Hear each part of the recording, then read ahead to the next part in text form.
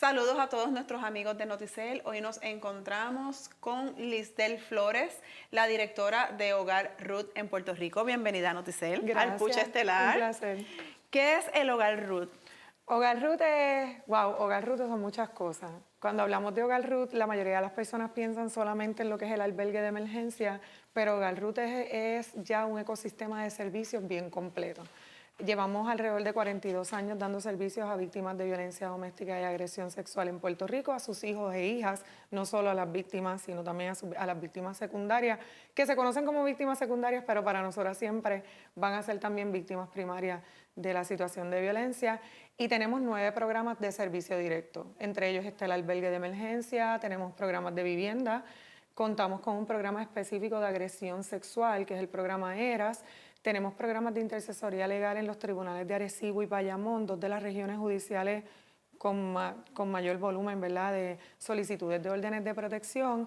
Contamos con un programa de alcance comunitario que trabaja de la manera más directa a lo que es la prevención, eso que tanto hablamos, ¿verdad? Así que trascendimos del remedio para también estar trabajando desde la educación y la prevención a través de nuestro programa de alcance comunitario, y contamos con la primera y única escuela dentro de en Puerto Rico, dentro de un albergue para víctimas de violencia doméstica. Es nuestra escuela Mariposa Montessori, que atiende a los niños de las sobrevivientes a través de todos nuestros programas, porque también tenemos programas ambulatorios de aquellas sobrevivientes que no necesitan quizás un albergue ni una vivienda, pero sí necesitan ese acompañamiento, ¿verdad?, ese apoyo psicosocial que nosotros ofrecemos en el después de.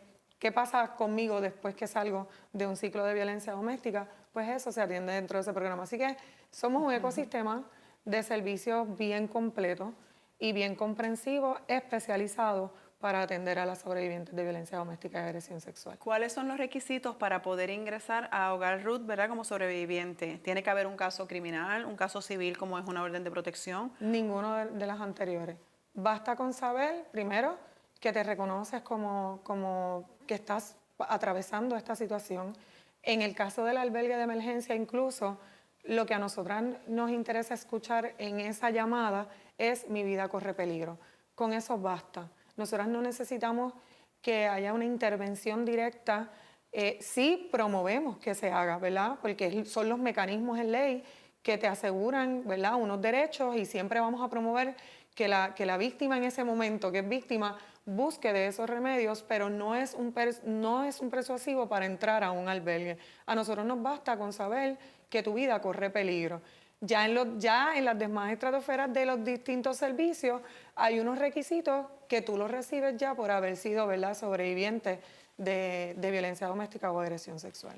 En el Hogar Ruth se evalúan los criterios cuando esa víctima o esa sobreviviente va a ingresar al Hogar Ruth. ¿Ustedes tienen algún tipo de evaluación que se haga para poder hacer que esa persona sea admitida en ese albergue? Sí, se le llama un intake. Nosotros hacemos una breve entrevista donde ocultamos necesidad, ¿verdad?, del servicio, porque posiblemente me estás llamando a un albergue y no necesitas el albergue.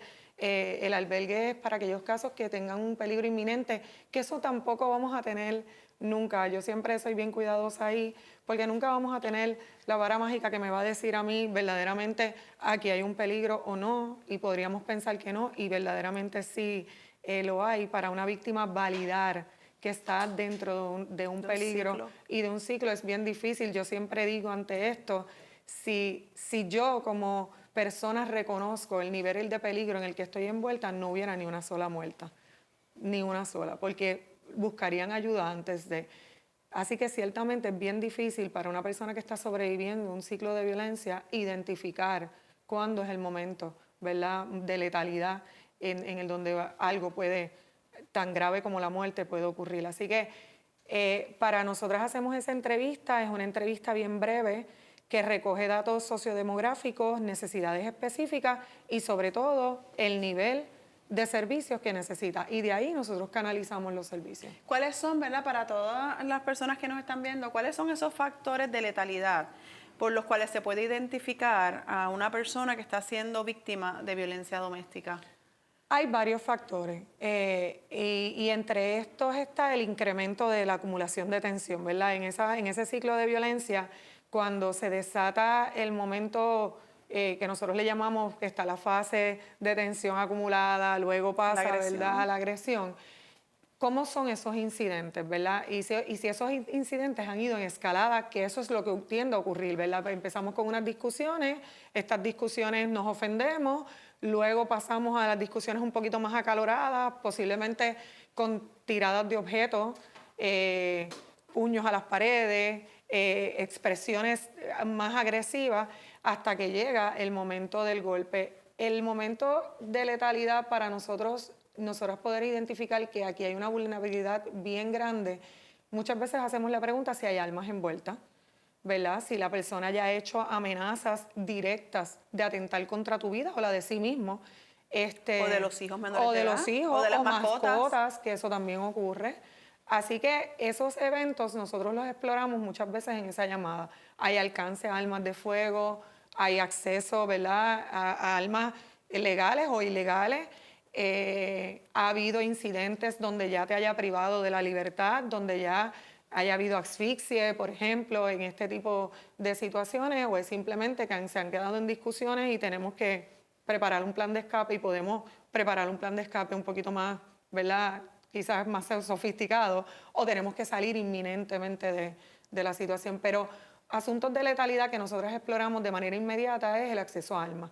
Y si ha habido ya incidentes previos donde haya ocurrido, no solo con un arma de fuego, o armas blancas, o objetos punzantes, o un acercamiento ya que haya atentado, ¿verdad?, de una manera que tú hayas sentido que verdaderamente tu vida ahí ha estado en un riesgo. O el maltrato psicológico, que no necesariamente tiene que haber una agresión física. Muchas veces ese Definitivamente. maltrato psicológico puede dejar las mismas huellas o hasta huellas más profundas, ¿verdad?, en esa víctima. De hecho, antes de que yo siempre le digo a las personas que es el maltrato que más difícil se hace identificar incluso en los tribunales de nuestro país, ¿verdad? Para validar muchas veces a un evento de maltrato tenemos que ver el golpe o tenemos que ver a la persona sumamente herida como para identificar sí aquí. Y lo que, lo que muchas veces olvida nuestro sistema y revictimiza a nuestras víctimas es que previo a que llegue ese golpe, ya la minusvalía que yo he tenido dentro de la relación es tanta que a mí me imposibilita, no tengo la fuerza ni las herramientas para salir de la misma. Así que el maltrato psicológico es lo primero que llega antes del golpe. Podemos aquí debatir sobre eso muchísimas horas, pero si tú conoces a una persona y llevas un tiempo bien prolongado con esta persona y emocionalmente ya esta persona ha decaído tanto en ti que no te ha permitido a ti ver más allá y llega el golpe primero, posiblemente tú te vas de la relación, porque llegó el golpe y a lo mejor no hubo quizás esa fase del maltrato psicológico, pero antes de que llegue un golpe y que ese golpe siga escalando, ya el nivel de maltrato psicológico está y ya el daño y el trauma está. Nosotros tuvimos un caso, y lo recuerdo como si fuera hoy, de una relación de más de 36 años, de una pareja que todos los días salía de la casa y le dejaba un centavo encima de la mesa. Y le decía a esa víctima, a esa sobreviviente, posteriormente, tú vales esto. Y eso siguió. Ella se lo creyó. Ella se lo creyó a tal nivel que ella no hizo nada con su vida, no estudió, no se formó profesionalmente porque entendía que ella no tenía el valor. Y sin ayuda psicológica, es bien difícil salir de este tipo de eso. ciclos y de patrones. También cuando hay control, cuando esa pareja ejerce un control, cuando hay celos excesivos, son factores que también, ¿verdad?, hay que estar bien pendiente. Y esto que estuvo comentando previamente en cuanto a los objetos. El artículo 3.1 de la Ley de Violencia Doméstica dispone que si se causa daño a un bien que sea apreciado por esa sobreviviente, es incurrir en violencia doméstica, pero muchas veces ya como esa parte, ese agresor lo sabe, lo que hace es que rompe sus propios objetos, rompe sus espejuelos, rompe una copa que quizás le pertenece, pero esto pudiera también conllevar algún tipo de intimidación, porque posterior va a ocurrir quizás un incidente de agresión o de maltrato psicológico. Y por tal razón es bien importante que estas personas, ¿verdad?, sobrevivientes, estas víctimas que nos están viendo, sepan identificar y qué puede hacer una persona que está pasando y atravesando por este proceso. ¿Cuál sería el primer paso que, además de reconocer que necesita esa ayuda, qué es lo primero que usted le recomienda que haga a esa sobreviviente? Como bien dijiste, siempre hay red flags dentro de las relaciones que nos dan indicios de que una relación no está yendo por el camino correcto, ¿verdad? Mencionas los celos excesivos, esa parte de ese control de cómo te vistes o cómo sales o cómo te expresas o con quién te comunicas o te dejas de comunicar, ese aislamiento. Muchas veces las víctimas que nosotros recibimos decían que yo no visitaba ni a mi familia, yo no tenía ni amistades. O si tenía amistades tenía que tener cuidado porque siempre pensaba que estaba buscando otras cosas o que fulana o sutana me estaban Sonsacando, como le decimos en el buen puertorriqueño. Y esa parte muchas veces la minimizamos porque entendemos como hemos normalizado, ¿verdad? Como país, esta creencia machista de que yo le pertenezco a esta persona, ¿verdad? Hombre o mujer, le pertenezco, o sea, es mi propiedad, es mía, es mi mujer, es mi pareja, o sea, y yo no soy de nadie, o sea, yo soy de mi persona, yo comparto una relación y esos red flags, cuando tú identificas estos red flags, esto no va a disminuir, esto va a incrementar. Y en el momento en que empiezas una relación y empiezas a identificar estos red flags, es tu momento o de tomar cartas en el asunto y tener estas conversaciones abiertas o simplemente empezar a distanciarte porque realmente eso no disminuye, esa conducta no disminuye de esa persona, a menos que esa persona lo reconozca y busque su ayuda y eso es otro tema. En el caso de una sobreviviente, una persona que esté atravesando esto, tienes que buscar ayuda y tienes que empezar, posiblemente no es la ayuda inmediata en ese momento de un albergue pero yo sí te recomiendo esa ayuda emocional. Ya si tienes una situación que va en escalada, habemos organizaciones especializadas en el tema y yo creo que en el caso de nosotros que atendemos más mujeres que hombres, porque también atendemos mujeres, ninguna persona debería atravesar estos procesos sola. Esto es muy complejo, entenderlo es muy complejo.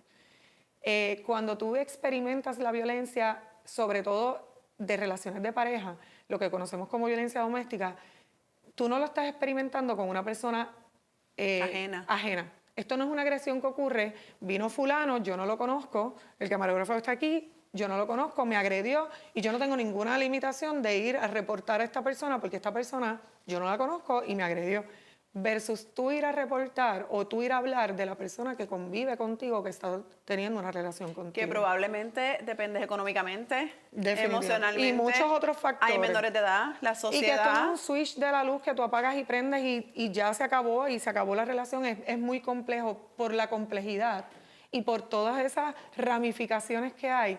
Siempre se exhorta que busquemos ayuda especializada y que en esa ayuda permitas esa orientación es totalmente confidencial. Si tú estás identificando que estás pasando por una situación, busca la orientación, busca las líneas de emergencia para ayudarte y establece un plan de cómo vamos a salir de esta relación o cómo huir de la misma si, ¿verdad?, tu vida corre un peligro que en este momento tú estés identificando. Yo estoy en una situación de escalada, una situación de tensión donde mi vida está en un peligro inminente, no lo debes pensar. No lo debes pensar, no debe ser un asunto. Yo digo que el miedo nos paraliza o el miedo nos impulsa. Pues agarra el miedo del impulso, ¿verdad? Déjame llamar a la orientación y ver lo que ocurre. Y que hay organizaciones que tenemos el peritaje y que tenemos el acompañamiento, que no estás sola, que no tienes que atravesar el proceso sola, porque eso es lo difícil del asunto, atravesarlo sola. ¿Por qué las sobrevivientes no se querellan y no reportan este tipo de incidentes? Por lo que hablamos previamente, por múltiples factores. Mencionaste el factor económico, mencionaste el factor de los hijos, no mencionamos el factor del amor. Estamos enamoradas o están enamorados. El sentimiento no es un switch de la luz que tú apagas y prendes y lo apagaste y dejaste de sentir. Estás manejando un vínculo de apego que es muy difícil de soltar porque por el aspecto psicológico, por la manipulación, por esa sensación de qué va a pasar conmigo. Me voy a quedar sola, Me voy a tengo quedar que volver a sola, empezar, me van nadie a me va a quitar querer. los hijos. El factor sociocultural en términos, factores religiosos que te dicen hasta que la muerte nos separe, literal, hasta que la muerte nos separe Que lamentablemente muchas veces culmina con los feminicidios que han incrementado, ¿verdad? De una manera... definitivamente. Pero todos esos Y factores... es bien importante para esto y para que le expliques al público la educación, porque la violencia es conducta aprendida, así es que esto tiene que venir desde los hogares hasta las escuelas, ¿correcto? Yo creo que en algo que hemos fallado como país es que hemos dejado de un lado lo que es la prevención. Y yo he sido muy crítica de eso. No hay manera de tú combatir ningún problema social si no es a través de la educación. Y yo pongo un ejemplo con esto bien básico para llevárselo al ciudadano en arroz y habichuela, ¿verdad? Porque a veces estos temas son más complejos y como se dan al interior del hogar y en el interior del hogar los trapos sucios se lavan en casa y hacia afuera nada y nos estamos acá matando y están pasando un montón de situaciones que luego tú las llevas a la escuela, las llevas al trabajo, pero no las estamos atendiendo. Cuando pasó el COVID en Puerto Rico, nadie sabía cómo íbamos a atender el COVID, nadie. Pero hubo una campaña masiva de educación y prevención en términos de que usas la mascarilla, te lavas las manos frecuentemente, la distanciamiento y estuvimos todos por un tiempo con mascarilla, lavándonos las manos, el distanciamiento, porque hubo una campaña insistentemente educándonos sobre eso. Es lo mismo que yo preveo de esto. Si nos enfocamos tanto en los remedios, los albergues no deberíamos existir, nuestros servicios deberían ser inexistentes si como país procuráramos que desde pequeños estemos educando en temas de prevención y educación contra la violencia doméstica. Y esto tiene que estar en las escuelas, y esto tiene que estar en los currículos de las universidades, y estas conversaciones se tienen que dar, y tenemos que hablar de lo que son relaciones saludables, y tenemos que hablar de lo que es el machismo, porque que Puerto Rico como país esté ubicado entre los primeros lugares de más feminicidios en Latinoamérica, una isla tan pequeña no debe ser motivo de orgullo para nosotros. Entonces algo está pasando y algo no estamos haciendo y lo que nos está faltando es ese tema de campañas masivas, de educación y prevención en todo momento. Esto no puede ser una campañita de 2 o 3 meses. Esto tiene que estar insertado dentro de nuestros currículos escolares. Y no estamos hablando de temas de perspectiva, que yo siempre voy a apoyarlo, porque es la raíz. Estamos hablando de educación, llámalo como lo quieras llamar, llámalo valores, llámalo relaciones saludables. Simplemente tienes que actuar y tienes que hacerlo si quieres prevenir que esto en futuras generaciones siga ocurriendo. ¿Cuántos incidentes de violencia tienen que ocurrir para que una víctima pueda detectar que hay un patrón o salir de ese ciclo de maltrato? Con uno es suficiente.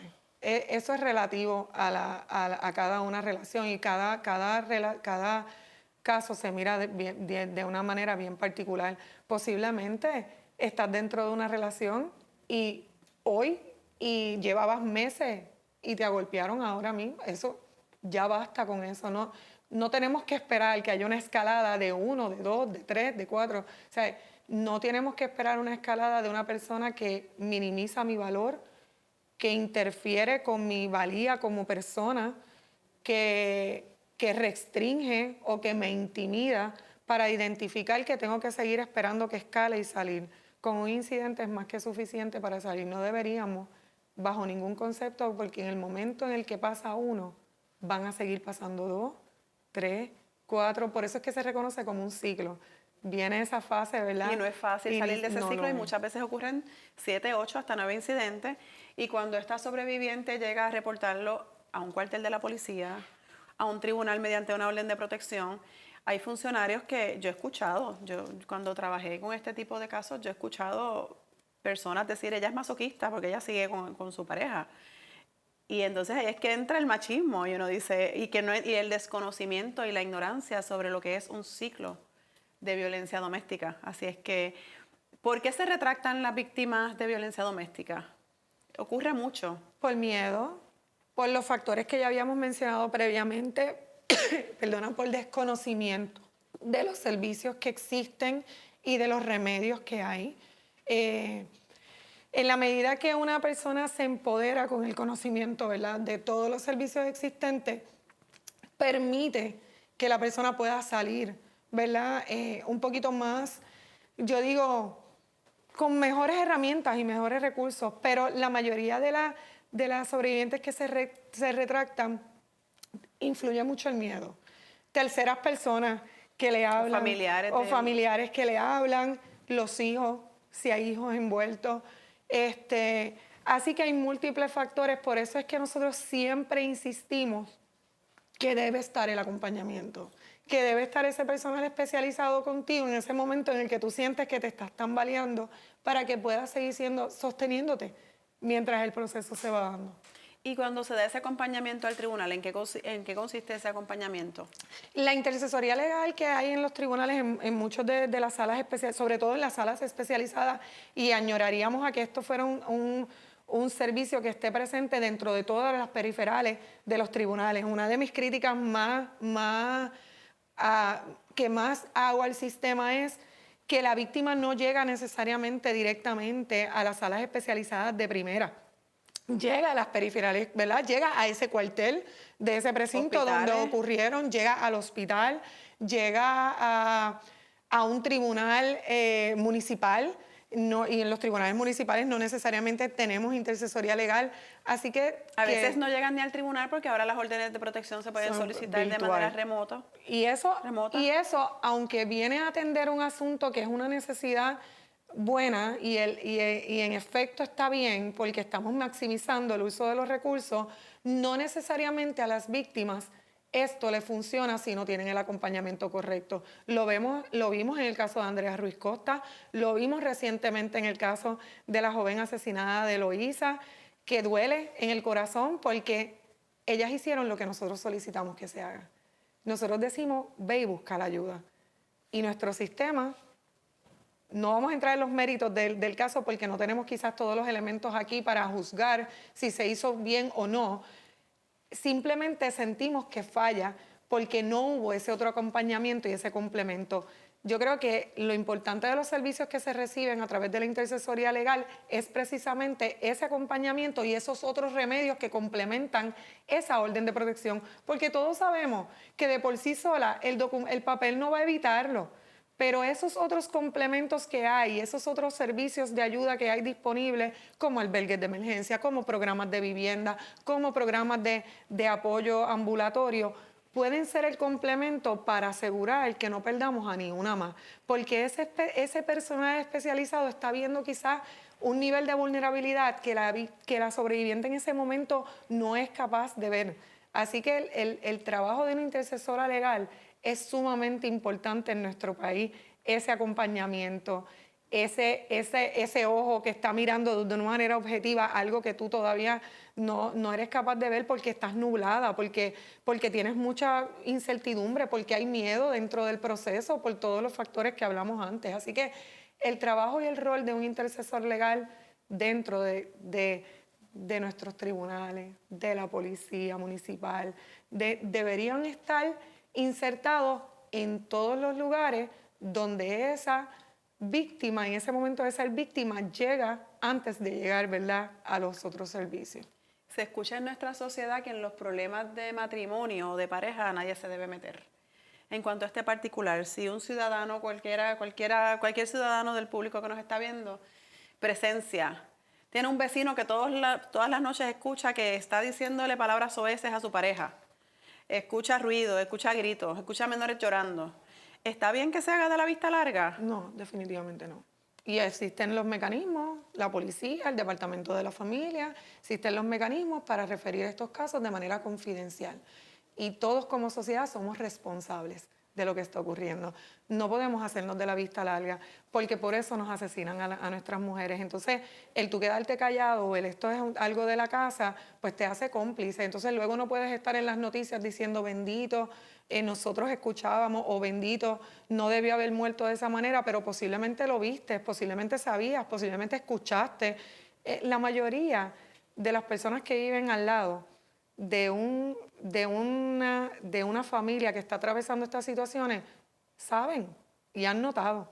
Así que tenemos que ser portavoces y mínimamente acércate a esa persona y dile que hay lugares de ayuda y déjale los teléfonos y mínimamente reporta. No importa cuántas veces tengas que reportarlo, pero no seas parte del problema, sé parte de la solución. Esto es un asunto como sociedad, Nos compete a todos. todos nos compete. Esto no es un asunto solo del gobierno, no es un asunto único y exclusivo de las organizaciones que la atendemos, es un asunto como sociedad de que nos tenemos que involucrar. Si no queremos más mujeres asesinadas, más niños huérfanos por esta situación. Y que esos niños también que están presenciando estos hechos muchas veces terminan lamentablemente convirtiéndose en agresores porque es conducta aprendida, es lo que ven. Definitivamente. Y si no reciben la ayuda necesaria, probablemente no puedan, ¿verdad?, lidiar con este tipo de asuntos.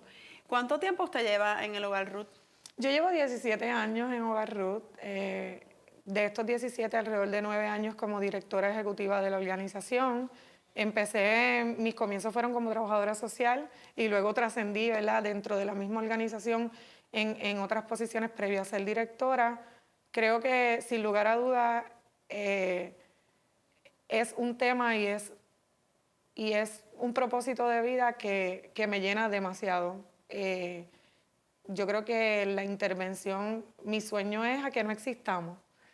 Hacia eso es a lo que aspiro, hacia que mi hija crezca en un país donde el tema de la violencia doméstica y la agresión sexual sea un tema del pasado y no tengamos que seguir, ¿verdad?, insistiendo en el mismo, pero desde ahí, desde ese espacio, he tenido la oportunidad de desarrollar programas de vanguardia y de estar al frente de una organización que busca las herramientas y los mecanismos para que si atravesaste por esa situación, salgas de ella y puedas retomar el control de tu vida y sobre todo la paz que todas merecemos, ¿verdad? Y con la que merecemos vivir. ¿Qué la motivó a trabajar en este tipo, ¿verdad?, de profesión, a ejercer esta profesión, debo decir? Bueno, tengo muchas motivaciones. Nunca me visualicé trabajando con víctimas de violencia doméstica, aunque tengo experiencia desde mi niñez en muchas situaciones que atravesé ¿verdad?, como víctimas y sobrevivientes. Pero si hay algo que el drive de mi vida, y lo digo todo el tiempo, son dos asuntos bien grandes. Hogar Ruth no solo me formó profesionalmente, aunque yo venía de una carrera atendiendo otro tipo de población, también sanó esas partes de mí que yo en silencio fui recuperando y sanando mientras fui trabajando y viendo verdaderamente lo que sobreviven las víctimas de violencia. El otro drive es asegurarme que ninguna niña viva las experiencias que yo tuve que atravesar porque quizás su mamá no tuvo los recursos que necesitaba en ese momento. Así que ese es el drive que me mueve a mí todos los días de mi vida. Que ninguna niña, en mi caso porque yo era una niña, tenga que vivir esa experiencia y ninguna mujer como mi mamá tenga que vivirla porque no tiene los recursos. Así que lo que me levanta todos los días buscando más recursos y asegurando que eso llegue a nuestras sobrevivientes es precisamente eso. Y los recursos están. Definitivamente. Los recursos están, así es que ¿cuánto, sin entrar, ¿verdad?, en la ubicación y en esta situación de confidencialidad, en Puerto Rico hay varios hogares Ruth a través de toda la isla? No, en Puerto Rico hay un solo albergue Ruth, pero sí hay 9 albergues. Nosotros tenemos de manera independiente, cada uno es independiente y privado, como organización sin fin de lucro. Sin embargo, nos unimos como compañeras y aliadas en una red que es la Red Nacional de Albergues de Violencia de Género y Vivienda Transitoria, y son 9 albergues alrededor de la isla. En todas las regiones, básicamente. Prácticamente cubren la mayoría de las regiones judiciales, pero una sobreviviente puede ir a cualquier albergue, no importa a mí dónde esté mi localización. Mientras más lejos, incluso más seguro. Mucho mejor. Definitivamente, somos una isla muy pequeñita, así que llegar de un lado a otro es prácticamente nada. Así que realmente sí, el trabajo que hacemos es bien loable y yo creo que ha carecido de mucha visibilidad por los pasados años y tenemos que darle más visibilidad para que no ocurran tragedias como la que acaba de ocurrir. La mayoría de las víctimas de las sobrevivientes cuando llegan a nosotros, una de las cosas que dicen es: si yo hubiera sabido esto antes, yo hubiera salido antes. Así que tenemos que seguir hablando de estos espacios, de la calidad de servicios que se da dentro de estos espacios y de la especialización de los mismos. Así que nosotros somos solo uno, pero hay 8 más compañeras aliadas haciendo igual un trabajo excelente y extraordinario. Salvar una vida es prácticamente, es mucho, ¿verdad? Es mucho más. Y hacemos país todos los días con nuestro trabajo, ¿verdad? ¿Dónde se pueden comunicar esas personas que están atravesando alguna situación de maltrato o que tienen, ¿verdad? Son testigos de algún tipo de maltrato, ya sea violencia doméstica o agresión sexual? Para más información. Para más información de los servicios especializados de Hogar Ruth, a través del 787-883-1884 o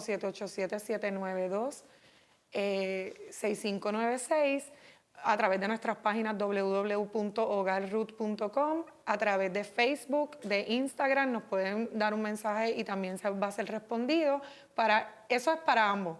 Para aquel vecino que esté escuchando y lo podamos orientar de cuáles son los pasos a seguir, porque debería llamar a la policía, ¿verdad? O debería comunicarse a las agencias gubernamentales correspondientes, pero si no sabes cómo hacerlo, te podemos orientar y si eso implica salvar una vida, estamos disponibles para eso. Y el otro es para cualquier persona que esté atravesando la situación y necesite ese apoyo y esa consejería o esa guía, ¿verdad? O ese plan de escape. O a lo mejor no es que tengas que ir a un albergue, no necesitas un albergue, no te asustes por ese servicio. Llama sin ningún compromiso, oriéntate, recibe la orientación, escucha y empieza a planificar, ¿verdad? Tu salida de una manera saludable y sobre todas las cosas que preserve tu seguridad. Muchas gracias por estar aquí con nosotros y mucho Gracias éxito en este trabajo tan noble. Gracias.